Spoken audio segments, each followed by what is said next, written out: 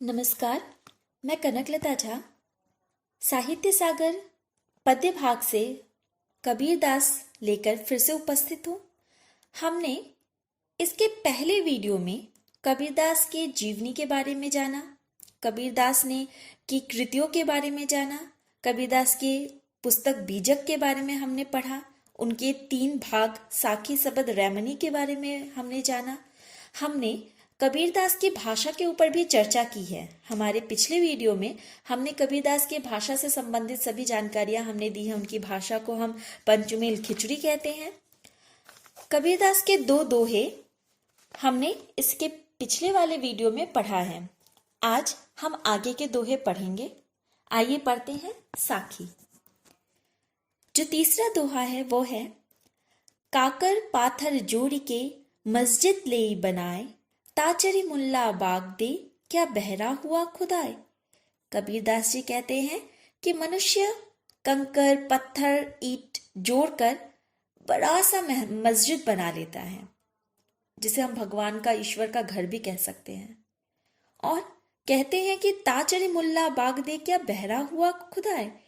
कबीर कहते हैं कि जो मुस्लिम धर्म के लोग हैं वो कंकर पत्थर ईंट जोड़कर एक मस्जिद का निर्माण कर लेते हैं और उसके बाद उस मस्जिद के ऊपर जोर से चिल्लाते हैं, उस गुंबद के ऊपर जोर से चिल्लाते हैं और उस ईश्वर का आवाहन करते हैं। कबीरदास जी कहते हैं कि क्या तुम्हारा खुदा बहरा है जिसे सुनाई नहीं देता? क्या तुम मन में प्रार्थना करोगे तो ईश्वर तक नहीं पहुंच सकता? तुम्हारा खुदा इतना बहरा है कि उसे सुनाई नहीं देगा? कबीरदास जी कहते हैं मनुष्य को इस आडंबरों से, इस तरह के जो बाह्य आडंबर हैं, इनसे मनुष्य को दूर रखना चाहिए। ये किसी भी धर्म में हो, मनुष्य के लिए हानिकारक है। आइए अगला दोहा पढ़ते हैं। पाहन पूजे हरि मिले तो मैं पूजू पहाड़, ताते ये चक्की भली पी सिखाए संसार। अब कबीरदास जी उस वक्त मुस्लिम धर्म के ऊपर आडंबर कर रहे हैं। अब हमारे हिंदू धर्म के ऊपर आडंबर करते हुए कवि कहते हैं कि पाहन पूजे हरि मिले तो मैं पूजू पहाड़। कवि कहते हैं कि अगर छोटे से पत्थर की पूजा करने से अगर मुझे ईश्वर की प्राप्ति होती है तो मैं बड़ा सा पहाड़ पूजना चाहता हूं, मैं हिमालय को जाकर पूजूं ताकि मेरी मनोकामना जल्दी पूरी हो।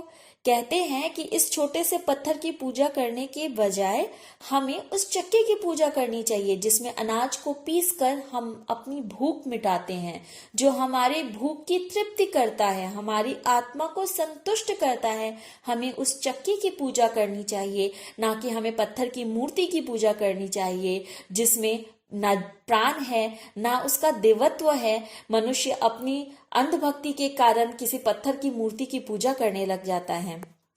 आइए हम अगला दोहा पढ़ते हैं। सात समद की मसी करो, लेखन सब बन राय, सब धरती कागत करो, हरिगुण लिखा न जाए। कवि कहते हैं हम मनुष्य अपने आप को बहुत महान समझने लगते हैं, परंतु कबीरदास यहाँ कह रहे हैं कि 7 समद की मसी करो। यदि हम 7 समुंदर के पानी को स्याही बना देते हैं, लेखन सब बन रहा है, और सारे वन सारे जंगलों की लकड़ियों से हम लिखना कलम बनाकर उससे लिखना शुरू करें, सब धरती कागज करो, पूरी धरती को हम कागज बना ले और उसमें हरि का गुण लिखने के लिए बैठे तो भी हरि गुण लिखा ना जाए, तो भी हरि की महिमा ऐसी अपरंपार है, भगवान की महिमा ऐसी अपरंपार है कि हम 7 समुंदर का पानी ले ले, हम पूरे वनों को की लकड़ी को कलम बना ले, या फिर हम पूरी धरती को कागज बना ले, ईश्वर का गुण लिखना असंभव है। कबीरदास के दोहे कहीं ना कहीं समाज में एक नए तरह के प्रतिमान को स्थापित करता है। हम और आप आज इन्हीं कबीर के प्रतिमानों को स्थापित करके हम इस पर आगे बढ़कर ही समाज की रक्षा कर सकते हैं। कबीरदास के इन सभी दोहों को की व्याख्या मैंने बहुत अच्छे तरीके से आपको बताई है। इन सभी दोहों की व्याख्या आपको करनी है, आप लिख सकते हैं, कबीर के विषय में आप पढ़ सकते हैं, जो आपको इस वीडियो में बहुत आसानी से मिल जाएगा। आज यही समाप्त करते हैं। धन्यवाद।